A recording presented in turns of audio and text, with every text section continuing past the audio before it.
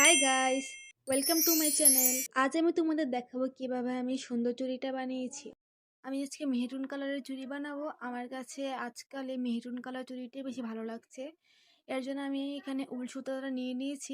আমাদের চুড়ি বানানোর সময় একটা জিনিস খেয়াল রাখতে হবে, যাতে আমরা সুতা বেশি না নেই। অনেকেই মনে করে যে সুতা বেশি নিলে আমাদের কাজটা তাড়াতাড়ি শেষ হয়ে যাবে, এরকম কোনো কথা নেই। আমরা সর্বোচ্চ ৫টা কি ৬টা সুতা নিয়ে আমরা কাজটা করব। আসলে চুড়ির বেসটা যত সুন্দর হবে, চুড়ির ডিজাইনটাও ঠিক ততটাই সুন্দরভাবে চুড়িতে ফুটে উঠবে। আমি এখন চুড়ির বেসটার মধ্যে খুবই অল্প পরিমাণে গ্লু ইউজ করব, যাতে দাগ না থাকে গ্লুয়ের। এরপর ভিডিওতে যেভাবে দেখাচ্ছি ঠিক সেভাবেই চুড়িটার মধ্যে সুতাটা পেঁচিয়ে নিব। সুতা পেঁচানোর কাজটা কিন্তু আমাদের খুব আস্তে আস্তে সময় নিয়ে করতে হবে। আমি এখানে ভিডিওটাকে ফাস্ট করে দিয়েছি, তাই এরকম লাগছে। মনে হচ্ছে যে আমি অনেক তাড়াতাড়ি করছি, কিন্তু আসলে তা না। আমি কিন্তু অনেক আস্তে আস্তেই কাজটা করেছি। চুড়িতে সুতা পেঁচানো শেষ হয়ে গেলে আমরা এখানে সুতাটা বাড়তি সুতাটা ছিল ওইটা কেটে নিব। এমা, কাটে না কেন? আরে, এই যা, কেটেছে। তো আমরা এখানে সামান্য পরিমাণে গ্লু ইউজ করব, যাতে গ্লুয়ের দাগ না থাকে। এর তো আমাদের সুন্দরভাবে চুড়ি পেঁচানো শেষ। এখানে ছোট একটা টিপস দেই, উল সুতা দিয়ে চুড়ি বানানোর পর যদি আমরা একটু এরকম তাপ দিয়ে নিই, তাহলে কিন্তু চুড়ি ফিনিশিংটা আরও সুন্দর হয়।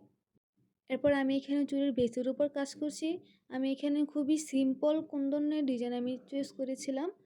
এরপর সেম ডিজাইনের ফুলটাই আমি বাকি চারদিকে বানিয়েছি।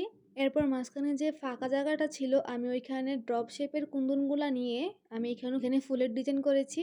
আমি এই ফুলের ডিজাইনটাও বাকি চারদিকে বানিয়ে দিব। বানানো কমপ্লিট হওয়ার পর কিছুটা এরকম দেখাচ্ছিল। এখন এই মাঝখানে জায়গাগুলো কিন্তু খালি লাগছিল। এর জন্য আমি এখানে গোল্ডেন কালার যে চুমকি পাওয়া যায়, আমি ওইটা ইউজ করব এবং ফাঁকা জায়গাগুলোর মধ্যে চুমকিটা দিয়ে দিব। এতে আমাদের মোটা চুড়িটার মধ্যে কাজ করা কমপ্লিট। এরপর আমরা এই চিকন যে দুইটা চুড়ি ছিল ওইটার মধ্যে কাজ করব। আমি যেহেতু মোটা চুড়িটা অনেক গর্জিয়াস রেখেছিলাম, এর জন্য আমি এইটাকে অনেক সিম্পল রেখেছি। এই ডিজাইনটাকে আমরা চারদিকে করে নিব। এই যে আমাদের ফাইনাল রেজাল্ট। চুড়িটা কমপ্লিট হওয়ার পর এত সুন্দর রেজাল্ট হয়েছে, আমার কাছে কিন্তু অনেক ভালো লেগেছে। এখন তোমাদের কাছে কেমন লেগেছে কমেন্টে জানিও। ভিডিওটা ভালো লাগলে সাবস্ক্রাইব করতে ভুলো না।